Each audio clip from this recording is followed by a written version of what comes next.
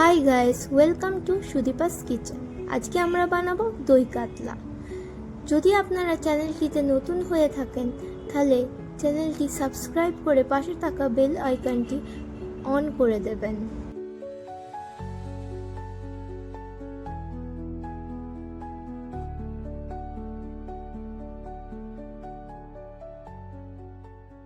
এখানে 500 গ্রাম কাতলা মাছ নিয়ে নিয়েছি, যেটিকে আমরা নুন হলুদ মাখিয়ে 20 মিনিট রেখে দেব।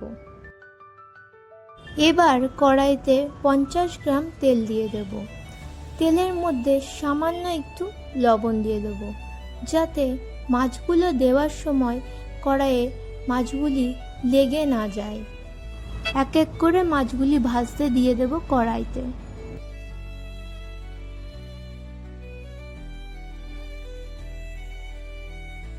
মাছগুলি হালকা করে ভেজে নেবে এবং তারপরে মাছগুলি এক এক করে তুলে ফেলবো কড়াই থেকে।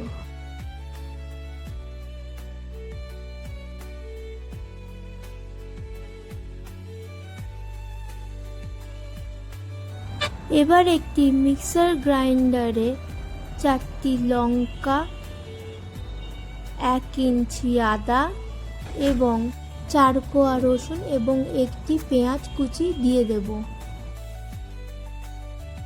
এরপর একটি বাটিতে 5 চামচ টক দই দিয়ে দেব এবং 1 চামচ জিরা গুঁড়ো, 1 চামচ কাশ্মীরি লঙ্কার গুঁড়ো, 1 চামচ লবণ এবং 1 চামচ চিনি দিয়ে দেব এবং সেটি ভালো করে মিশিয়ে নেব।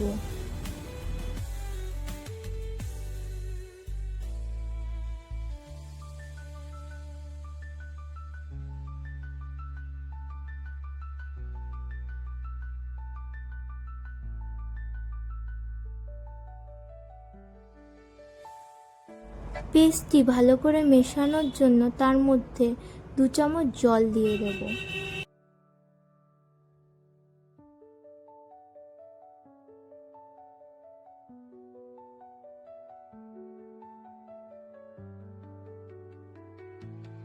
এইবার পেস্টটি সাইডে রেখে দেব।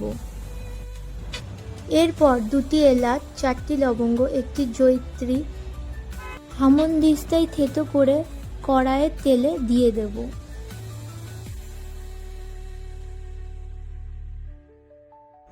তারপর সেটি কিছুক্ষণ নাড়াতে থাকব।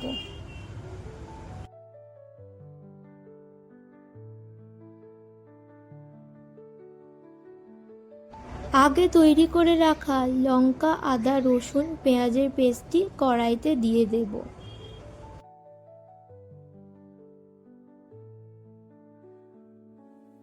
তারপর সেটি ভালো করে নাড়াচাড়া করে নেব কিছুক্ষণ।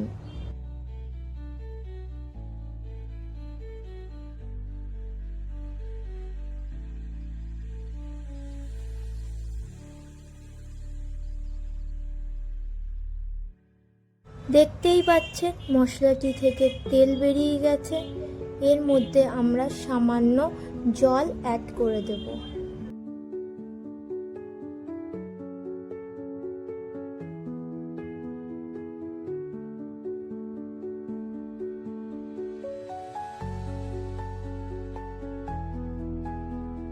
এরপর আমরা টক দইয়ের যে ব্যাটারটি বানিয়েছিলাম সেটি কড়াইতে দিয়ে দেব। এবার এই মিশ্রণটি 2 মিনিট ধরে নাড়িয়ে নেব।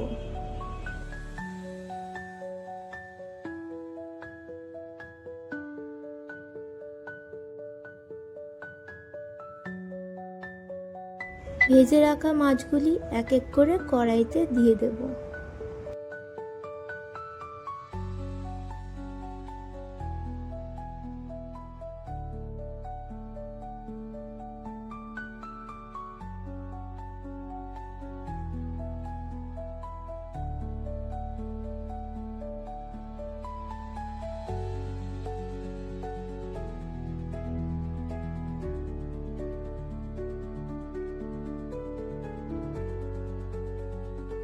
এবার মাছগুলি মিডিয়াম ফ্লেমে কিছুক্ষণ ফুটিয়ে উল্টে পাল্টে নেব।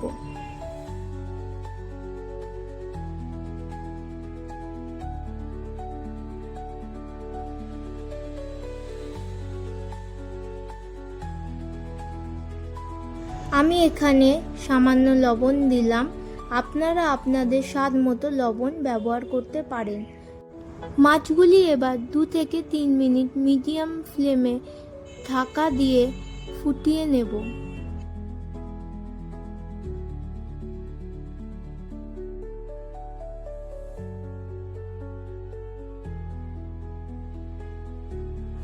ঢাকা খুলে মাছগুলি আবারও একটু উল্টে পাল্টে নেব।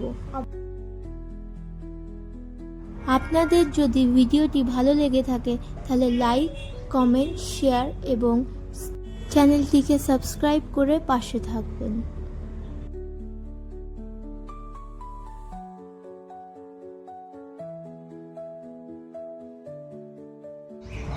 দেখতেই পাচ্ছেন আমাদের দই কাতলা তৈরি হয়ে এসেছে।